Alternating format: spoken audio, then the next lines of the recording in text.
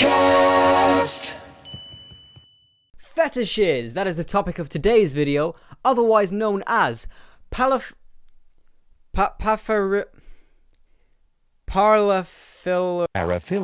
Yes, today's video is going to be talking about SECKS, sex. I felt I needed to make a video on fetishes because the dawn of the internet has introduced us to so many new types of sexual gratification, many of which I can't really say I understand. For example, melissophilia, the sexual attraction to bees. Bees? What? Really? Why bees? I'm not kink shaming. Well, actually, yeah, I am kink shaming a little bit, just a little bit, because what happened to the good old days? You put two people in a room together, you did your, and then boom, everyone had a jolly good time, and there you have it. But now people are bringing bees into it, and I hope, for the love of God, that they're not actually putting things inside.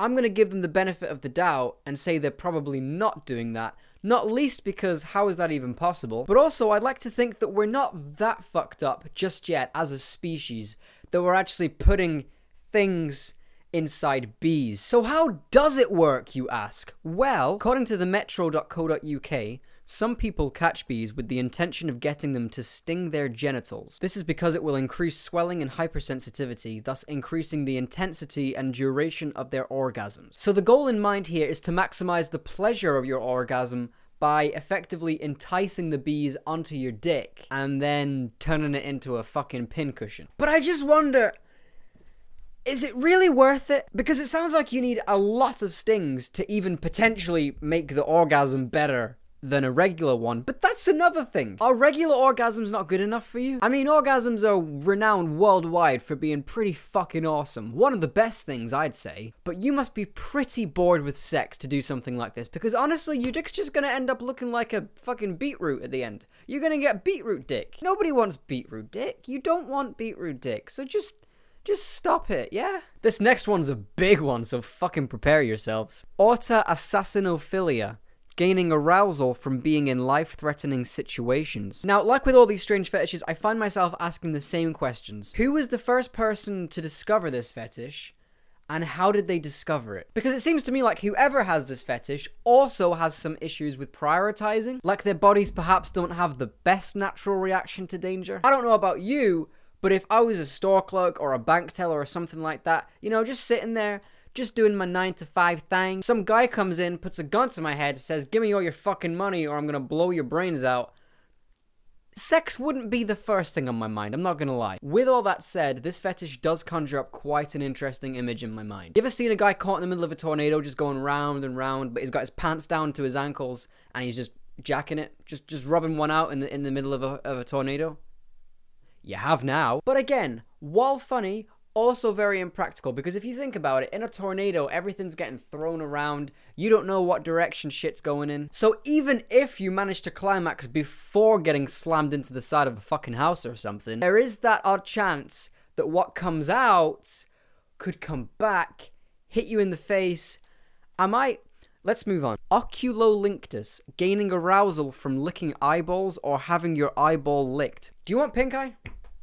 Because that's how you get pink eye. And a whole host of other shit, probably. And again, it just doesn't seem worth it. Like with all these fetishes, the risk involved just doesn't seem worth the potential pleasure return. Don't get me wrong, the tongue, very handy in the whole, process. But still, there are several parts of the human body that I can think of off the top of my head that would be much more pleasurable and effective to use the tongue on during sex than the fucking eyeball. I mean, just thinking about it is giving me chills. It's kind of like a tattoo that a crazy biker chick would get, do you know what I mean? Like just like an abnormally long tongue piercing an eyeball. I'm sorry, there are just certain parts of the body that don't go together, and those two, pretty good example. Acrotomophilia, sexual attraction to amputees. I can actually kind of see where they're coming from with this one. Let me explain. All of the fetishes we've discussed thus far have been, amongst other things, very impractical. With this one, however, I can see where it would have its advantages. I mean, first of all, they wouldn't need to kneel down. You know? Like if it was just a torso upwards, they'd already be at that height. Or alternatively, you could just pop them on. Just whoop. It would be a bit like pottery, you know? You just pop them on and then whoo, I'm going to hell. But seriously, watching the Paralympics must be like fucking Pornhub for these guys, no? And last, but very much not least, climacophilia. Gaining sexual arousal from falling downstairs. That's not a thing. That's not a thing. I've fallen over a lot of times in my life. Never fallen down the stairs, thank God for that, touch wood.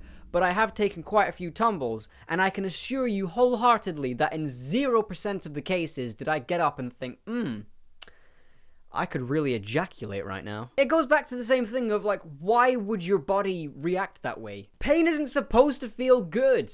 Just like the sudden threat of death isn't, at least for most people, what I would describe as sexy. But apparently it is for some people, and somewhere in the world, a woman's fallen down the stairs, she's going crashing head first. Ooh, ah, ooh, ow, oh, I fucked up my ankle. Ooh, ow, ooh, ee, ooh, oh, there goes my elbow. Oh, my hip shattered. Oh, ow, ow, ooh, oh, I'm fucking soaked. Hey, George, get over here. Yeah, I fell down the stairs and now I need cock. Yeah, I fucked up my ankle real good. I think my hip shattered. Pretty sure there's some blood accumulating in my skull somewhere.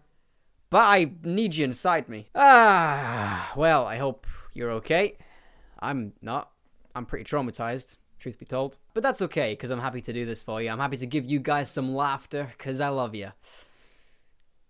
Not as much as I love bees, though. Or stairs.